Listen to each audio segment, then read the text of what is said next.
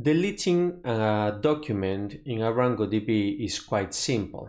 I have covered setting up the database with PHP, create, read, and update. Let's go ahead and move to the delete part. Go to VS Code. Let me see where my VS Code is. There. And I'm going to do this video in a little bit of a different way. I will just call it delete user.php, and there was a typo there. And what I want to show you is that we have done a lot of stuff in the previous videos. I don't want to explain the whole thing again and again. I want you to see how easy it is to do stuff once you have the base code. So what I will do is, I know that since I want to delete a user, the user will be a dynamic variable ID, and that will be it. So I will just take it from the update users, because the update also use this key. Copy the whole thing, copy it, and paste it in the delete user.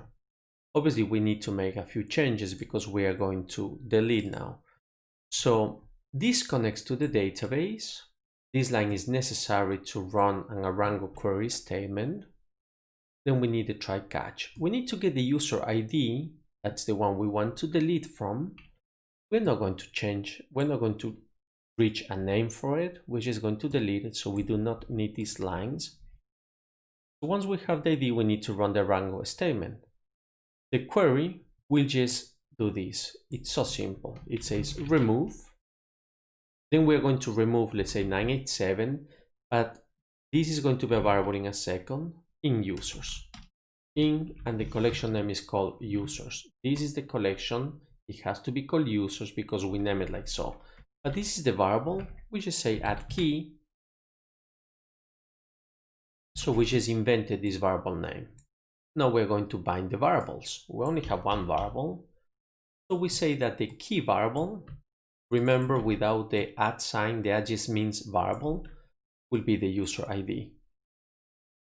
Now we're going to execute. The cursor will execute the statement, and we are just going to do user deleted. So save it. If I have an exception, I will get to the exception. Let's try it. Let's go to Postman. I'm going to copy this path. I'm going to create a new request. And this is going to be pointing to the delete user with ID 987. Send this, user deleted. Let's go to the website.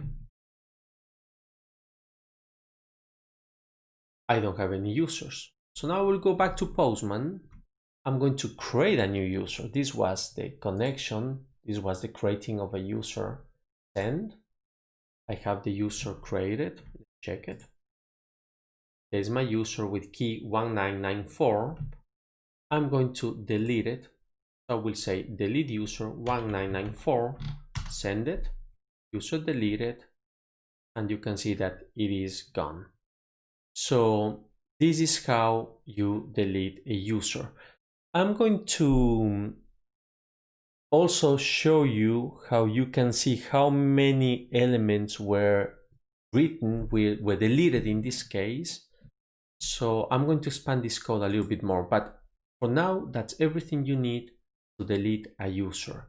It's just that, it's so simple. But imagine that the user does not exist. Let's go to that. Now I'm going to expand this tutorial a little bit more. Imagine that you have the user like this. You can see that we get to the exception. You could just, in the exception, say user was not found. Let's do that. We say user not found, therefore it cannot be deleted. Save it, and then you have the answer. This could be JSON if you want it, and that is how you delete. So hopefully you like the videos. Hopefully you have learned a lot about ArangoDB. If you subscribe, as soon as I create the new videos for it, because in the next videos I will expand it. I will show you how to create users. I will show you how to do sharding, how to create satellite DBs, and a lot of advanced stuff. So I thank you for watching this, and hopefully I will see more subscribers in my channel and comments for this video. Bye bye.